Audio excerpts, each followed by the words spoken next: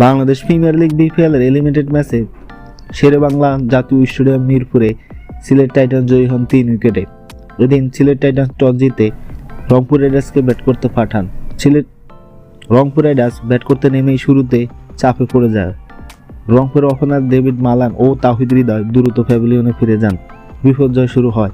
Middle অর্ডারে খোশদিল Shah 30 run করেন 19 বল থেকে ও মাহমুদুল্লাহ রিয়াদ 33 রান করেন 26 বল থেকে কিছুটা লড়াই করতে গড়ে তোলেন। শেষ দিকে নুরুল হাসান 18 রান করলেও নির্ধারিত 20 ওভারে রংপুর রাইডার্স থেমে যায় 111 রানে। ক্রিস উকস করেন 4 ওভারে 15 রান দিয়ে 2 উইকেট শিকার। খালিদ আহমেদ করেন 4 ওভারে 14 রান দিয়ে 4 wicket, game changer spell. Nasum Ahmed করেন 4 ওভারে 12 রান দিয়ে 2 উইকেট শিকার। ছোট লক্ষ্য তাড়া করতে নেমে সিলেট টাইটান্স শুরুটা ভালো ছিল না। তাওফিক খান মাত্র 2 রানে আউট হন। এরপর পারভেজ হোসেন ইমন 18 রান করে দ্রুত ফিরেন।